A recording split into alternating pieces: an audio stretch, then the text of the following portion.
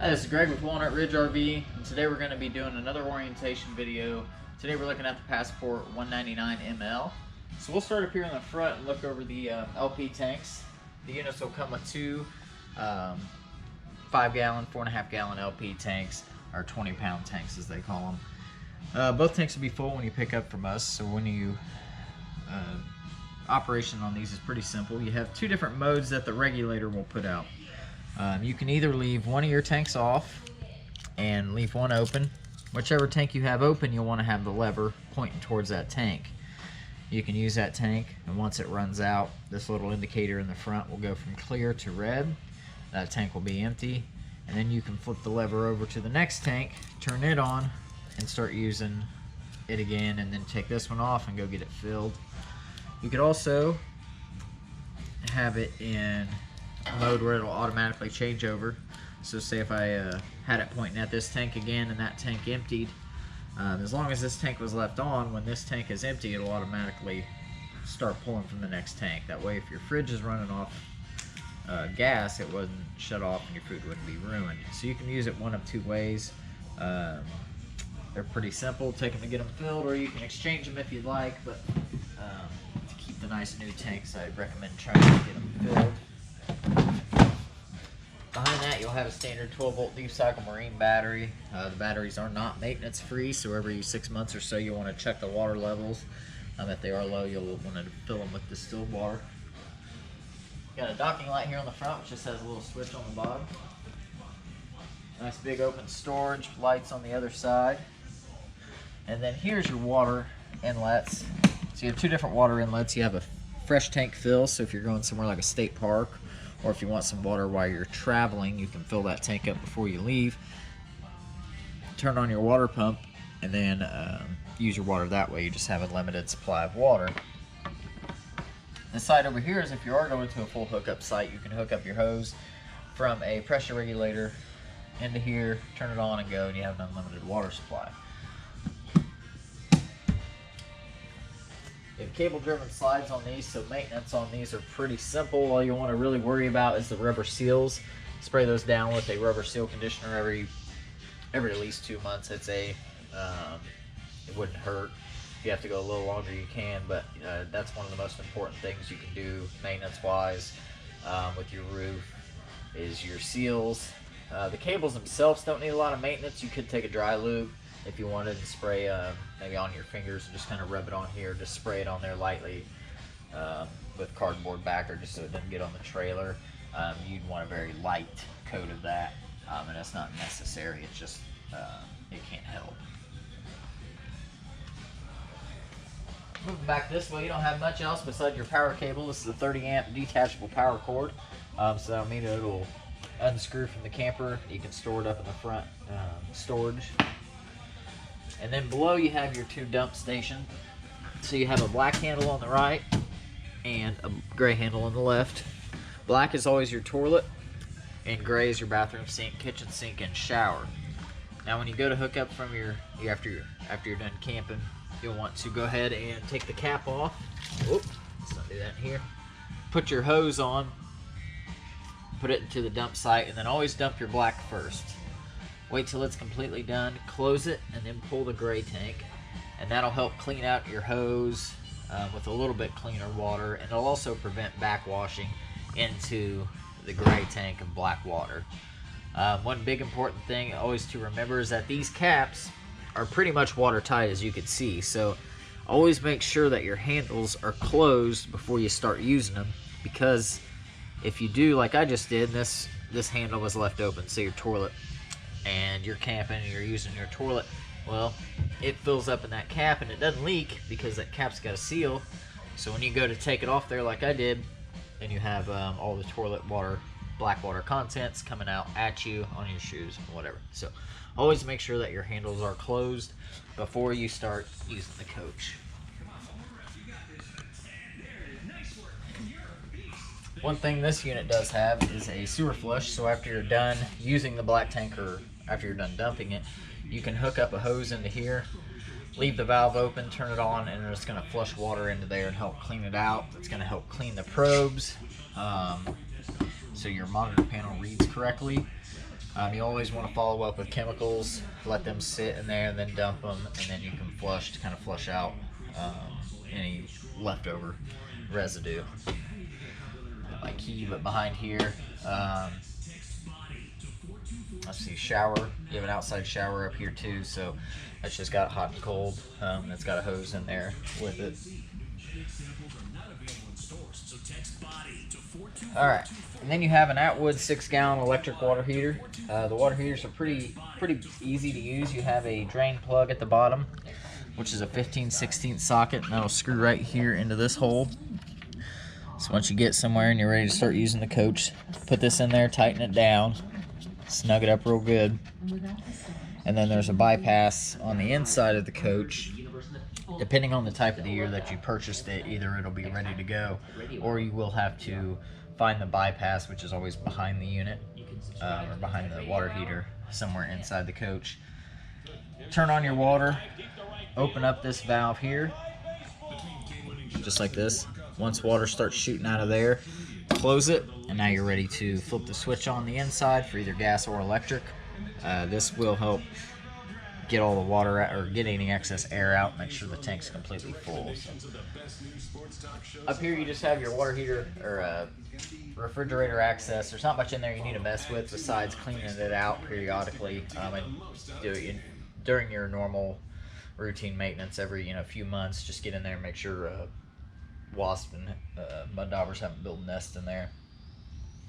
And another important place that you'll want to get a screen for, they call mud dauber screens that cover up the furnace exhaust, is here. And mud daubers build nests back up in there, and they can back up the squirrel cage, and it's just, in some cases when you turn it on, end up breaking the fins off of it. So always get mud dauber screens for the furnace exhaust, and it doesn't hurt to get them for your water heater also. You have a couple 110 outlets on the outside here, which is nice. You can plug in radio or TV, anything like that. Up here in the front you have a motion activated light. It's got two different settings. You can have it on all the way, or all the time. And then you have a motion activated light. This unit is equipped with electric stabilizing jacks. So it's just switches on the inside, one for the front, one for the back. These are not levelers. They're not made to lift the camper. So after you get to your campsite, you'll want to level off the front crank jack. Side-to-side leveling is usually done by driving up on blocks. Once you get level, you want to drop those down until they snug up, and that'll keep you from bouncing around while you're inside. Let's see, we have the awning. I'll run it out when we get it in there, but the only thing that you really need to know is on the top of the awning head there's a rubber cap. And if that, say the awning ever locked up for some reason while it was out and you needed to get it back in, if you pop that rubber cap off, there's a 3/8 drive nut in there that you can put on a drill, and you can run the awning back in or out if you really needed to, and that's just the manual way of doing it if you ever had to. It's got outside speakers, which is controlled from the radio inside.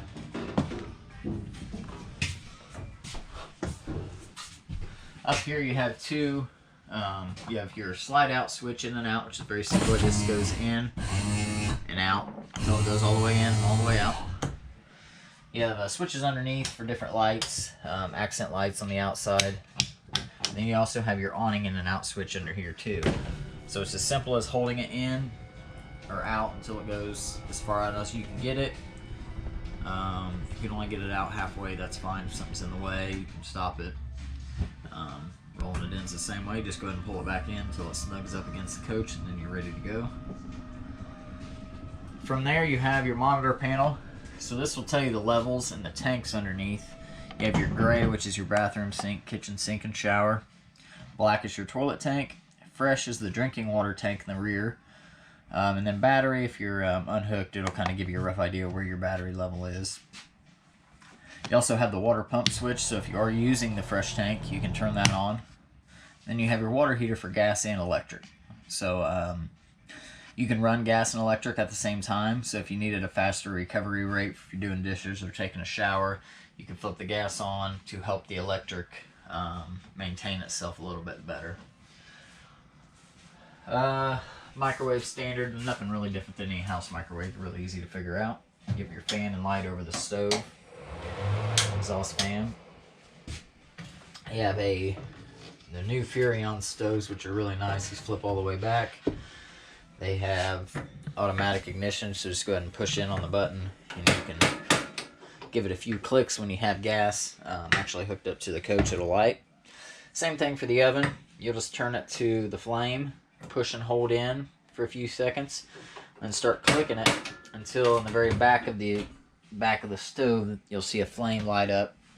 Once it does, you can let off the button, turn it to whatever temperature you want, and then the whole bar will light up in a flame, and then you'll be ready to cook. It's the blue LED accent light, which is controlled with a button right here.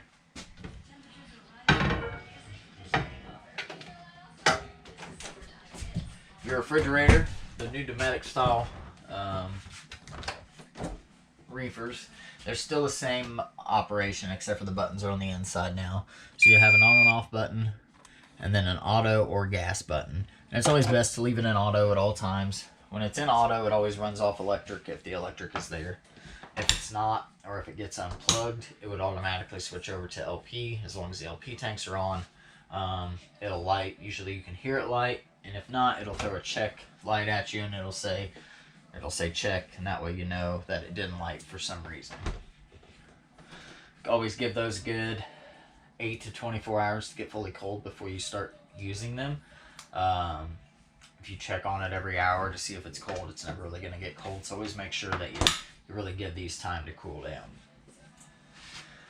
Behind us, you have the furnace control, which is really simple. It's just got a button here on the top, which you flip over, and then that's going to turn it on. And then at the bottom, it has pretty much from low to high, and you can control the temperature. Behind us, the new IRV radios. They're Bluetooth. They have HDMI inputs, USB inputs, and of course just regular AM FM radio. You have zone 1, zone 2, which are your speakers. So zone 1 is off now, so it's just zone 2, which is the outside. Now I can turn zone 2 off, zone 1 back on, or you can have them both on at the same time if you want. Of course, the TV, you want to do a channel scan on the TV before you, every time you get to a new spot you're camping in, just go to menu on the TV, scroll over to channel, go down to auto scan, and just run a channel scan, and that'll pick up any channels you can get in the area. And then below that you have your converter. This is going to have all your breakers and fuses in it. You have multiple 15 amp fuses on the right side, which is for your 12 volt side, so your lights, slide out, awning, and things like that. So if something is ever not working, that'd be one of the first places you check. And then on the left side was the 110 side breakers, so your microwave and things like that, if those aren't working, that'd be the first place you want to look also. You have a LP sparkle or LP alarm down here, so if you ever had an LP leak, that's going to set that alarm off. You know to go shut off your LP tanks, maybe clear out the unit for a little while until you can get it looked at. Toilet's really simple to work. You just push on the foot lever over here, just barely push on it to fill it up with water, and then all the way down will flush it. And that's pretty much it in the bathroom. You do have a GFI reset breaker. So if any of the outlets that are near water, like in the kitchen or the outside, if those aren't working, just go ahead and make sure that the red light is not on and that the breaker is not tripped. The last major thing is the air conditioner. It has manual controls, so if you just want to turn it on, just flip it over to whatever. Blue is the cool side, and then black is just to run like a fan. You have temperature control also, so you can go from low to high on the cooler. You can open these up and dump all the air down in here, or you can close them and open up the side vents in the fronts to have it blow whichever way you like. That's really nice. Both of the sides of the bed have USB inputs and 110 outlets. The bed breaks down pretty simple. You just lift up on the couch, drop the bed down, and then these you'll let go of. And the bed folds down just like that. So Really simple to get back up, saves space. And then putting this back up is just as simple as doing that. That's it.